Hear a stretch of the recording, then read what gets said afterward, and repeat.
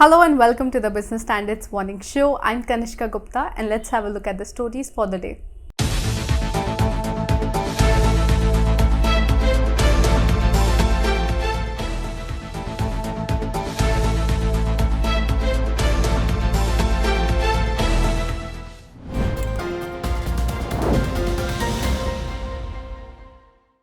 What the world needs now is people who see healthcare a little bit differently. Because seeing a healthier world isn't far in the future. We're building it now. GE, building a world that works. Is it the summer heat, steep fuel prices, food inflation, or something else?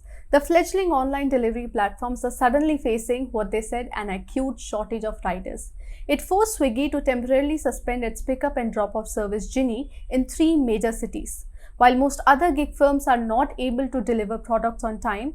And all this is happening when the country witnessed a surge in the labor force last month. So why are gig workers in such a short supply and how it may affect the food delivery and quick commerce firms? Let's find out in our report.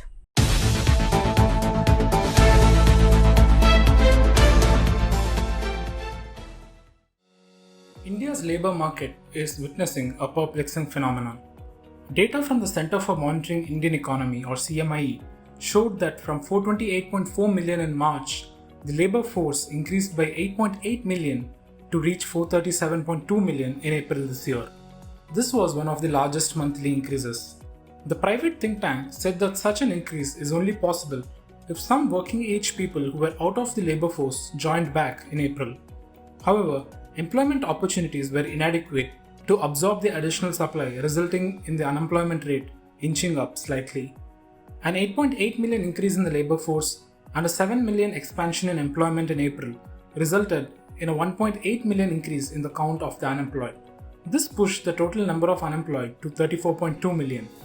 But what was perplexing was that even as the number of jobless people soared, India's on-demand delivery platforms witnessed a shortage of workers, the riders who can pick up and drop food, groceries and other items. Swiggy has temporarily shut down its pickup and drop-off service Genie in Mumbai, Hyderabad and Bengaluru, 3 of the 68 cities where the service is available due to a shortage of delivery personnel.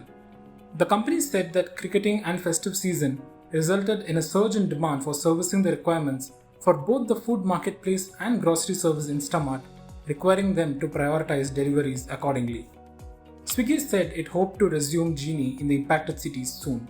While demand has gone up, delivery times have increased too in the past few weeks in top cities. Food delivery times are averaging above 40 minutes and even go up to 60 minutes or more. It is also leading to order cancellations. This is also compelling online platforms to club multiple orders in one go.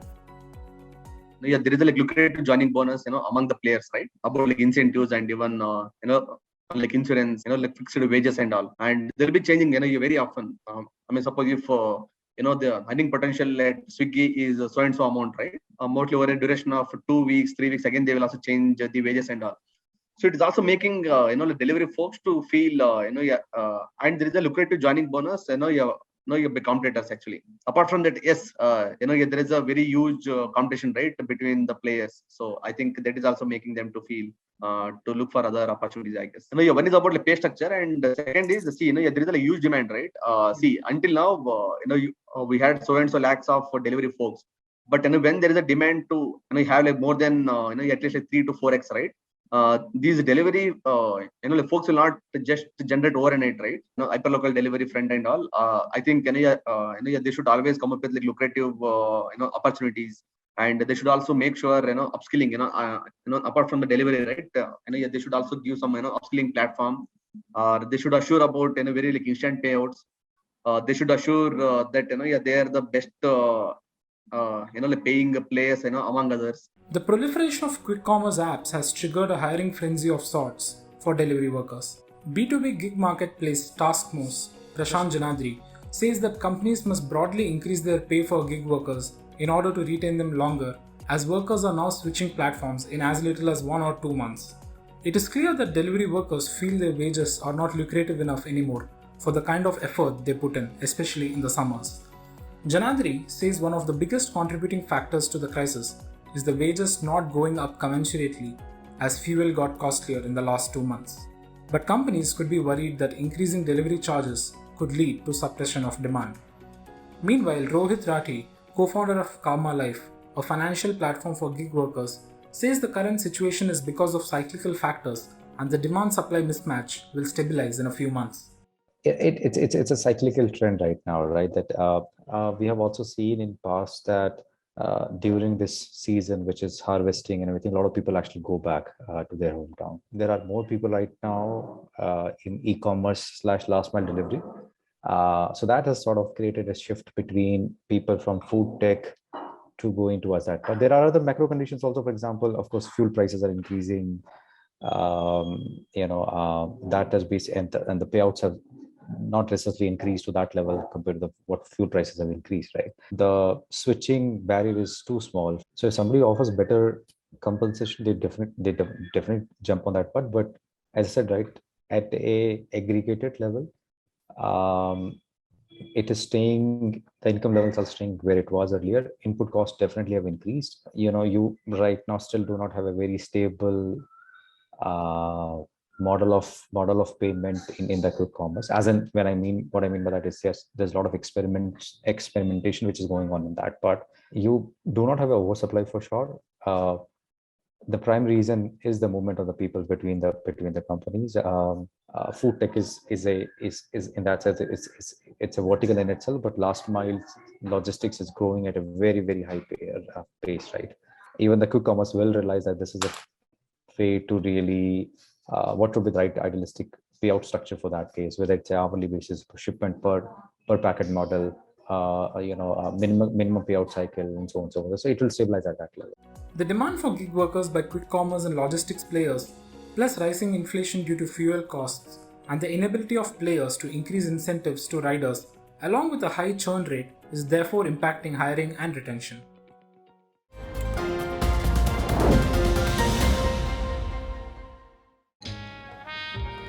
सब अच्छी दिख रही हैं यार, कौन सी खरीदूं? ये तो वही बात हुई, 4000 शेयर्स लिस्टेड है, कौन सा लूं? वो तो सबसे आसान है। तुझे 5 पैसा नहीं पता? अब तो सबको पता है। 5 पैसा पर है 4000 स्टॉक्स की रिसर्च, टेक्निकल टूल्स और इन्वेस्टमेंट आइडियाज। डाउनलोड 5 पैसा नाउ। अब तो सबको पता है, investing made easy and rewarding with 5 paisa. Investments in securities market are subject to market risks. Read all the related documents carefully before investing.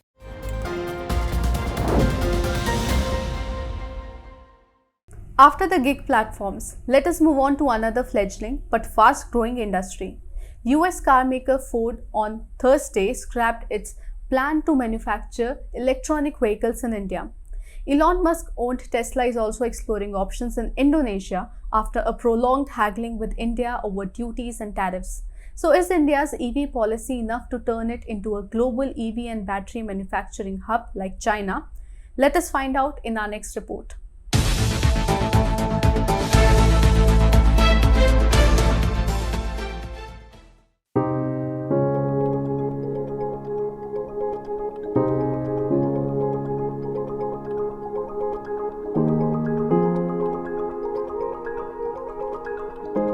This video is symbolic of India's aspirations of becoming a major EV making hub in the near future. However, that's easier said than done, particularly when it comes to quoting the world's most famous electric car maker, Tesla. Elon Musk is on a hunt for sites from where his company can make more electric cars for the world. According to a Bloomberg piece, having lobbied against India's manufacturing policies and import duties, Musk is now headed to Indonesia. One major attraction for Musk could be that Indonesia is the top producer of nickel, which is a key metal used in batteries. There's no official word regarding its future in India from Tesla itself, but the fact that it is facing hurdles in India is publicly known. And so is its courtship by India, although it comes with riders attached. In a recent address, Union Minister for Road Transport and Highways, Nitin Gadkari, welcomed Elon Musk to manufacture Teslas in India, citing India's competencies and market size. But suppose Musk wants to manufacture in China and sell in India, That isn't a good proposition for India, the minister said. Meanwhile, Ford has made its India plans clear. The US automaker on Thursday said that it has dropped plans to make electric vehicles in India. In this context, it is imperative to look at India's EV policies and targets. India's vision of e-mobility aims to achieve 70% of all commercial car, 30% of private car, 40% of bus, and 80% of two-wheeler and three-wheeler sales to be electric by the year 2030. According to market observer CEEW, Center for Energy Finance, this would translate into 102 million EVs. Also, deploying 102 million EVs by FY30 would need deployment of 2.9 million public chargers. According to the report, India's EV market will be a $206 billion opportunity by 2030 if the country meets its ambitious target for that year. So, how is the government giving the EV industry a push? A recent India briefing note sums it up. First, India's EV industry is set to pick up pace with 100% FDI having been made possible. Then there are the slated manufacturing hubs and the increased push on improving charging infrastructure. Second, India has federal subsidies and policy that favor deeper discounts on made in India two-wheeler EVs. Along with this, a boost for local ACC battery storage production is another growth driver. Third, in September 2021, the central government approved a production-linked incentive scheme for the auto sector. The aim is to boost EV and hydrogen fuel cell vehicle manufacturing. The 25,938 crore rupees PLI scheme for automobile and auto components and the 18,100 crore rupees PLI for advanced chemistry cell, along with the 10,000 crore rupees FAME scheme, will help India leapfrog to an environmentally cleaner EV-based system. So, is the news about Ford and Tesla going to be a dampener for the Indian EV industry? Do India's EV policies require some tweaking? Should we worry about Ford deciding not to build EVs in India? Absolutely not, right? Ford has its own sort of reasons for not wanting to look more aggressively into the Indian market. Primarily because when you look at what's happening in the North American market, all the American existing OEMs are challenged aggressively by the likes of Teslas, Rivians in those markets. So for Ford, they have to first protect their own markets before looking at markets outside of North America. We know that Elon Musk has been talking and sort of going to Indonesia to have discussions on whether to set up a plant in Indonesia. For me, even that is not of a concern. See, Tesla has very strong base in China. They have now the Gigafactory in Berlin, and they're also having a couple of plants in North America. So he has to look more at the Asian markets, and Indonesia is an interesting choice. Now, the question is whether India should offer the concessions. I don't think it's prudent for India to offer those concessions, because if those concessions are offered to Tesla, that will also have repercussions on our domestic manufacturers. Now, be mindful that Indonesian domestic market is quite less compared to the Indian market. That's number one. Second, even when you look at the overall automotive supply base in Indonesia, it's quite less compared to the Indian market. And the third, the skill base in Indonesia compared to an India is quite less even from a manpower and engineering skill standpoint. I think government has ticked a lot of boxes. Look at the FAME subsidy, look at the PLI schemes from an auto PLI, auto OEM PLI. I think government has done a lot, right?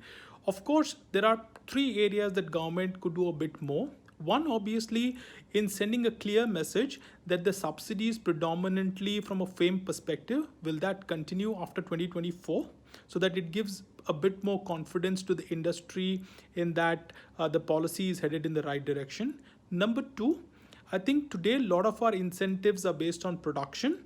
I think government should clearly look at offering incentives from an R&D perspective, because that will drive innovation and R&D development with our domestic as well as tier 1 suppliers in India. And last but not the least, I think government should also try and strengthen our test and validation labs, because you look at the recent fires that have happened from battery perspective, government should try and take proactive measures to build world-class test laboratories which are able to handle some of these challenging components of the future.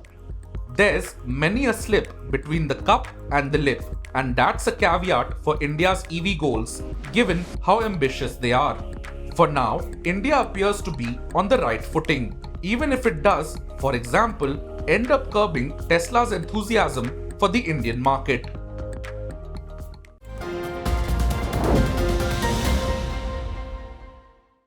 यार मत पूछ यार, फिर से stocks में फंस गया। तो स्टॉक्स के साथ बॉन्ड्स, इंश्योरेंस, गोल्ड में बैलेंस कर। इसमें बहुत तामझाम है। तुझे 5 पैसा नहीं पता? अब तो सबको पता है। 5 पैसा है all in one account. Download 5 पैसा नाउ। अब तो सबको पता है। Investing made easy and rewarding with 5 paisa. Investments in securities market are subject to market risks. Read all the related documents carefully before investing.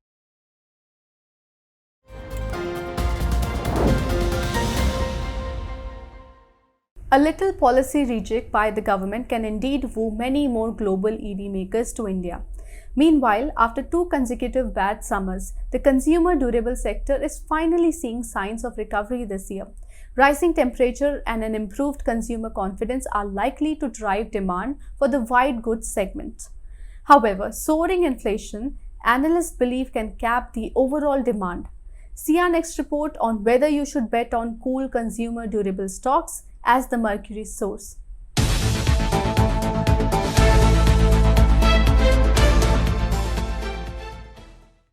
An undisruptive summer coupled with above normal temperature is expected to bring some respite for consumer durable companies after facing weak demand for the past 2 years. According to a report by Reserve Bank of India, confidence among consumers saw a sharp uptick as retail credit surged to 14% in the first half of FY22. Despite fears of COVID's third wave, the demand for consumer durables too saw a significant growth at over 69% to 28,409 crore rupees, hitting an all-time high. The air conditioner business grew by approximately 27% in volume terms and around 38% in value terms in March this year, reports suggest. While metros and urban markets continue to show strong demand, rural and semi-urban areas witnessed moderation. Dealers expect this healthy demand momentum to continue going forward. But there is a catch. Analysts expect rising raw material prices, especially that of aluminium, copper and PVC, to weigh in on the margin of white goods and wire and cable companies in FY23. Rising interest rates are also an overall sentiment dampener as companies try to pass on the rise in input costs to the consumers. To offset commodity inflation, consumer durable companies took price hike of 5 to 10% in FY22. But earnings recovery in the first half of FY23 depends on how much price hike is passed on to the consumers. According to Pranjul Bhandari, Chief India Economist, HSBC Securities and Capital Markets India, dividing wholesale price index or WPI inflation into input and output prices, only 50% of the input costs over the past 6 months have been passed on. Generally, it's about 80 to 90%. In this backdrop, VK Vijaykumar, Chief Investment Strategist at Geojit Financial Services, believes margins of consumer durable firms to remain muted in FY23 as the industry cannot fully pass elevated costs to consumers. There is a strong demand growth in the consumer durables segment. Smart rebound in GDP growth, easy availability of consumer credit, and the home improvement theme are assisting the rising demand. The scorching summer is an additional driver of demand. This will play out well for the consumer durables segment. However, margins are likely to come under pressure. There is a widespread increase in costs. Increase in metal prices, like the prices of steel, aluminium, and copper, have added to the costs. Increase in fuel prices have added to the transportation costs.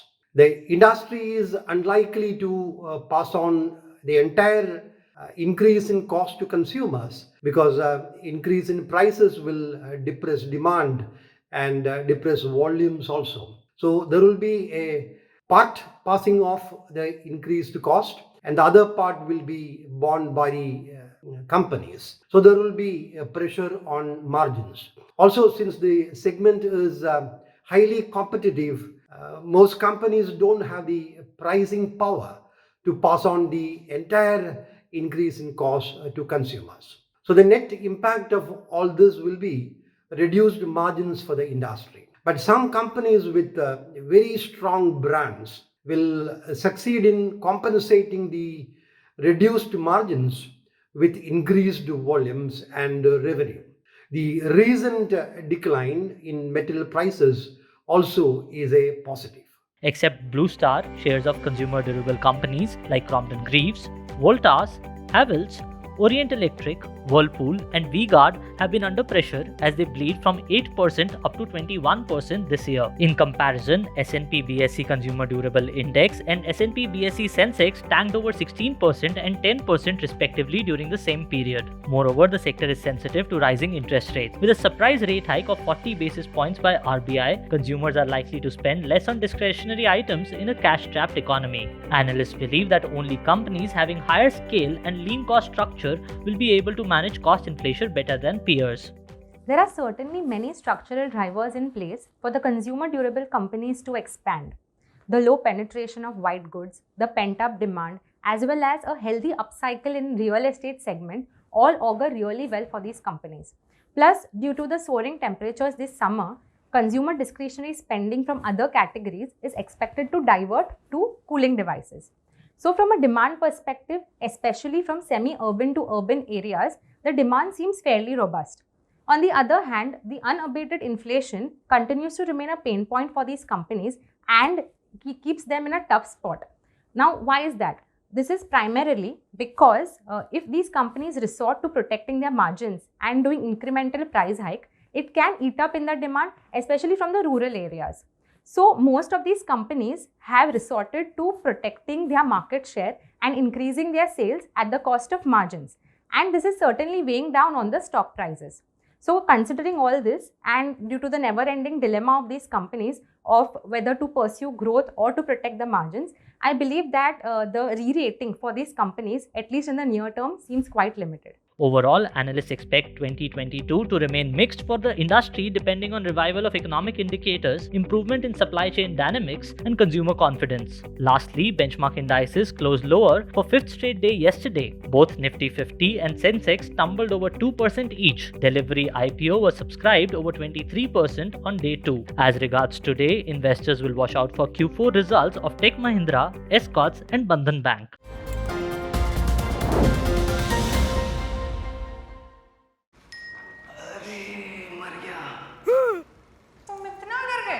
अब क्या किया?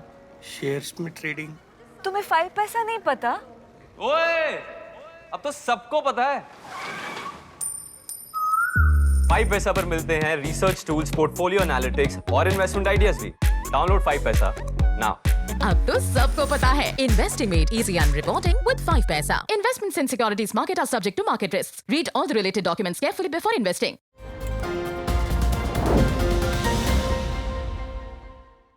After the economy and markets, let us turn our focus to the corridors of the Supreme Court, where a debate to scrap British-era sedition law is raging.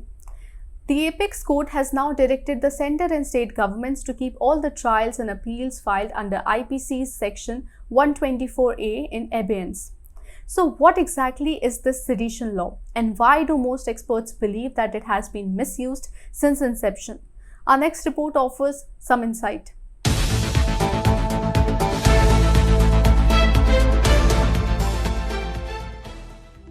Can a cartoon stir unrest and bring down an elected government? Police in Maharashtra thought so when they had arrested Asim Trivedi 10 years ago for sedition. Then 24, Trivedi had tried to highlight corruption through his cartoons. The sedition case went on for several years before being struck down by Bombay High Court in 2015. The case was gone, but the stigma stayed, and Trivedi, a Kanpur lad, quit the profession forever. Recently, when the Supreme Court put the sedition law in abeyance, Trivedi heaved a sigh of relief, not only because he was a victim of the IPC's Section 124A, but also because he was one of the petitioners seeking scrapping of the law. From cartoonists to stand-up comedians and satirists to small political activists and opposition leaders, sedition law has been invoked by police in various states at what experts call a very low threshold. While arguing their case, experts pointed out the difference between treason and sedition. The first one is an act against the state, while the latter is against the government of the day. And criticizing the government, they say, should not be penalized. Some even say that even a court decision should be under the purview of criticism. In 2016, the Allahabad High Court had held that criticism of the judiciary or a court ruling is not sedition. Former BJP leader and Union Minister Arun Jaitley was the petitioner in the case.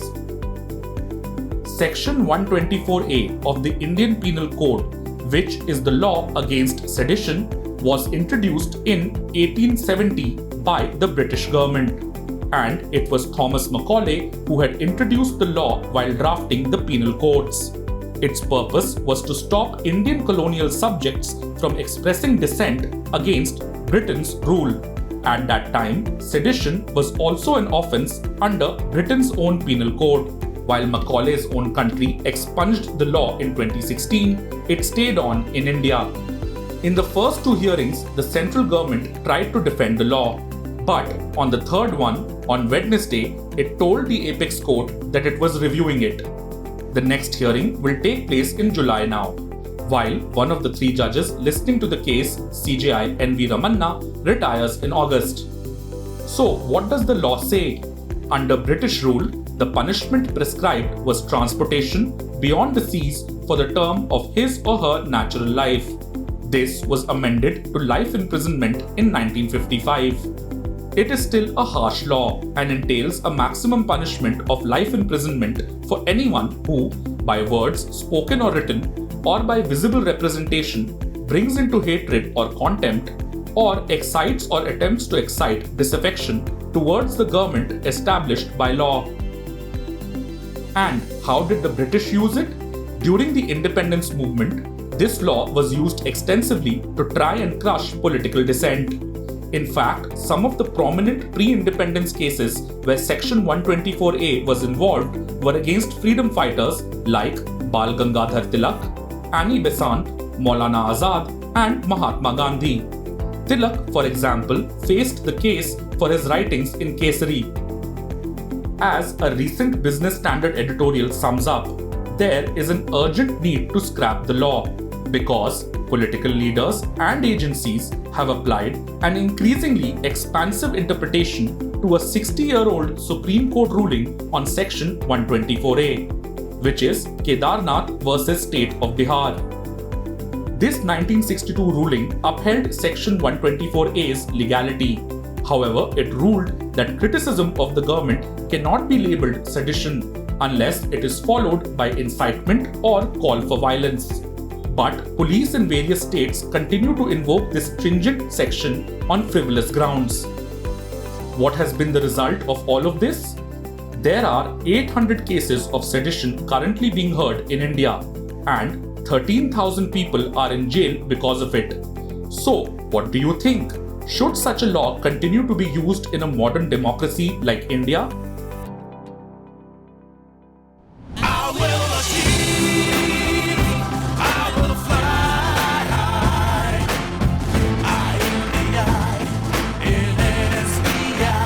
I'm backed by the nation's trusted bank, SBI, the banker to every Indian. Kannada actress Ramya had to face sedition case after she praised Pakistan during her visit to the neighboring country.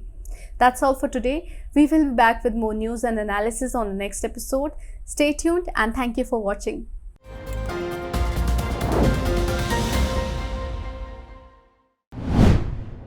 If you like this video, share it and subscribe to Business Standard. For more news, views and insights, log on to www.business-standard.com. Do also follow us on YouTube, Twitter, Facebook, Instagram, Telegram and LinkedIn.